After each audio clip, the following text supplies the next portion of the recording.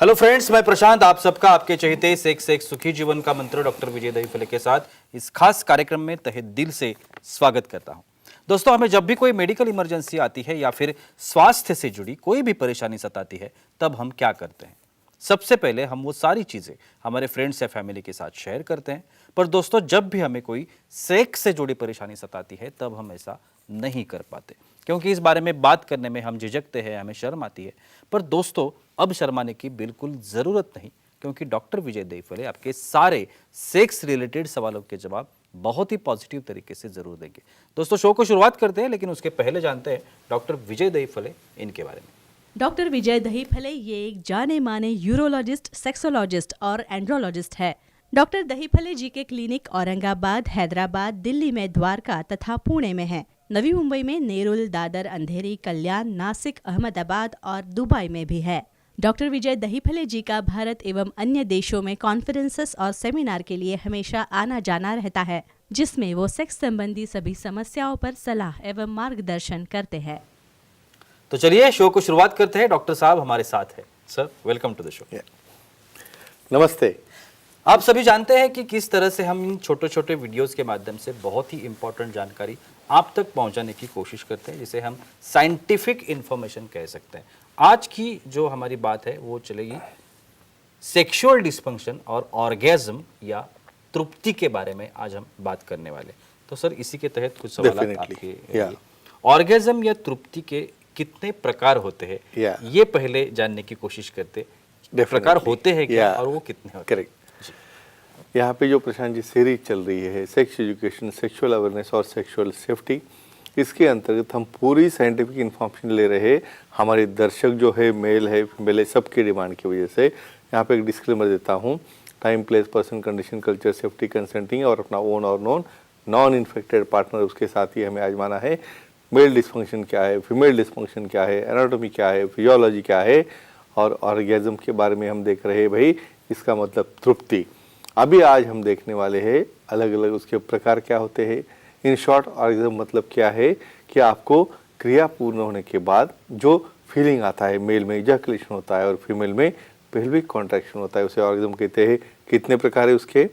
क्लैटरल orgasm है, vaginal orgasm है, उसके बाद में उसका आता है फैंटेसी ऑर्गेज्म है, स्लीप ऑर्गेज्म है। इस तरह से अलग अलग काफ़ी प्रकार है जो कि हम डिटेल में यहाँ पे साइंटिफिक स्वरूप से देखने वाले हैं। बिल्कुल सर, क्लाइटोरल ऑर्गेज्म की अभी आपने उल्लेख किया।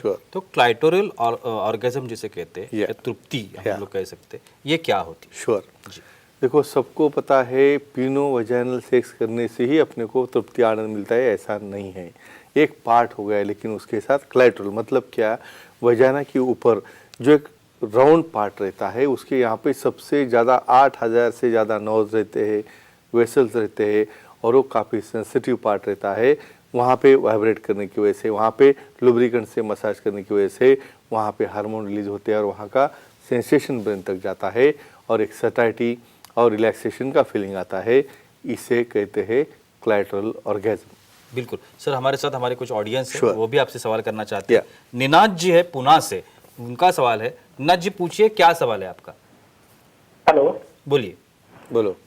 सर, सेक्स के बाद धातु नहीं निकलता, ऐसा क्यों होता है और उसकी क्या ट्रीटमेंट है? देखो, ऐसा भी होता है। बिल्कुल। देखो, साइंटिफिक कंडीशन रहती है भाई, किसी भी तरह से समझो इजैकुलेशन जब होता है तो बल्बो क्या और नसों मसल कांटेक्ट होके स्पर्टाइल फॉर्म में वहाँ पे सीमेंट बाहर निकलता है, उसे ऑर्गेज्म कहते हैं मेल का। लेकिन कुछ केसेस में कुछ न्यूरोलॉजिकल प्रॉब्लम है। एक डिट्रूसर स्पिंक्टर डिससिनर्जिया नाम की कंडीशन है, जिसमें वो जो स्पिंक्टर रहता है जहाँ पे हम कंट्रोल यूरिन का आता है, उसको क्या होता है, जहाँ पे रिलैक्स होना है वो कॉन्टैक्ट होता है, और जो सीमेंट डिपॉजिट होता है प्रोस्टेटिक फोसा में, वो जाता है रिवर्स ब्लैडर में, यानी हमारे यूरिन में। तो आगे तो कुछ नहीं दिख रहा है, तो ऐसे केस में एक्ट होने के बाद आप उसकी यूरिन चेक करोगे तो वहाँ पे आपको सीमेंट के कंटेंट और स्पर्म दिखेंगे। न्यूरोलॉजिकल हो गया, पोस्ट ट्रॉमेटिक है, स्ट्रक्चर है, बहुत बार कुछ कारणों से वहाँ पे उसका प्रोडक्शन ही नहीं होता होगा, प्रोस्टेटिक प्रॉब्लम है या समल वेसिकल का प्रॉब्लम है, तो ये कारण रहते हैं वीर्य न बनने के। उससे भी विशेषज्ञों को दिखा के बहुत अच्छी ट्रीटमेंट लेके हम रिजल्ट दे सकते हैं, जिससे वीर्य बन पाए और उसका इजैकुलेशन फॉरवर्ड डायरेक्शन में हो जाए। बिल्कुल सर। और एक सवाल आता है कि ये जो वजाइनल या Yeah. योनि का से जो Correct. ऑर्गेनिज्म होता है, मिलता है, हाँ। ये क्या होता है? Yes, very good question. बिल्कुल। देखो, हमने क्लाइटोरिस देखा, क्लाइटोरिस से फैनिंग शेप में इनर लेबिया यानी छोटे जो भाग है, इनर अंतर पुष्प उसे कहते हैं, और आउटर लेबिया ये बाहर के पुष्प है उसके, तो यहाँ पे भी उसके नर्व्स है, वहाँ पे भी उसका सेंसेशन आता है।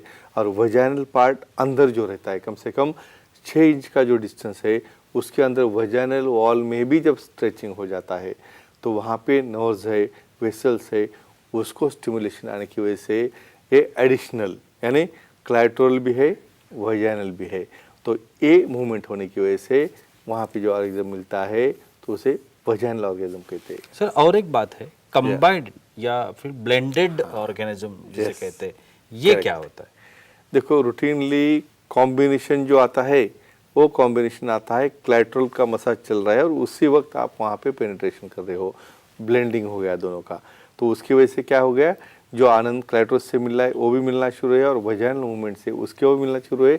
बहुत बार एडिशनली फोरप्ले में जो निप्पल्स को पिंचिंग है या उसका मूवमेंट है या एरिकुलर प्रेशर से भी उसको एडिशनल मिल सकता है, लेकिन हमेशा रूटीन ब्लेंडिंग होता है क्लाइटोरल और वजाइनल सेक्स का, और उससे भी एक अलग तरह का ऑर्गेज्म मिलता है। सर हमारी कुछ फीमेल ऑडियंस हमारे Sure, साथ लेते है। हैं। रितु Yeah. जी है जलगांव से, उनका सवाल है। रितु जी पूछिए, क्या सवाल है आपका? प्रणाम सर। प्रणाम। बोलिए। स्त्रियों में भी सेक्स के बाद इजैकुलेशन होता है क्या, और उसका क्या फायदा होता है? ओ, बेहतरीन क्वेश्चन। बिल्कुल। पता ही नहीं लोगों को, भाई उनको सिर्फ पता है मेल का जो सीमेन बाहर आता है बस वो हो गया, और फीमेल कुछ भी नहीं होता, ऐसा नहीं होता है।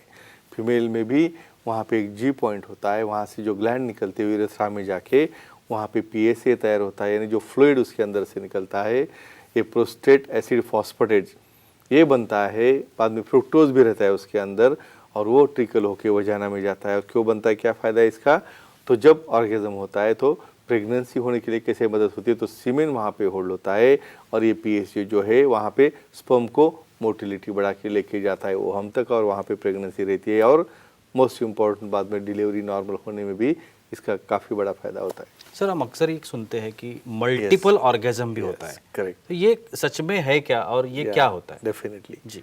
देखो, ये मल्टीपल ऑर्गेज्म फीमेल में होता है। ओके।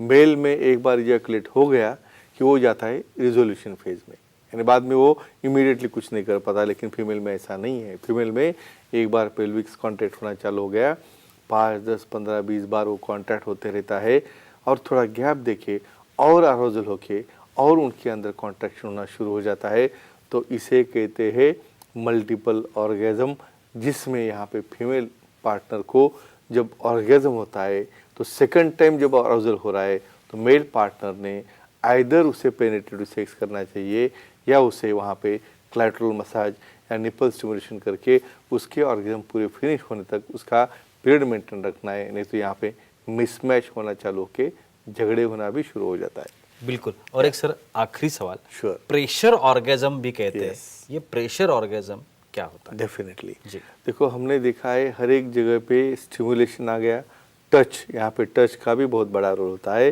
किसी भी तरह से आप प्रेशर अप्लाई कर रहे हो जो सेंसिटिव पार्ट है, कहाँ पे भाई, नेक रीजन, फीमेल में जो नेप ऑफ नेक रहते हैं, क्लेविकल रहता है, इवन ब्रेस्ट के ऊपर भी यहाँ पे कंसेंट इंपॉर्टेंट है।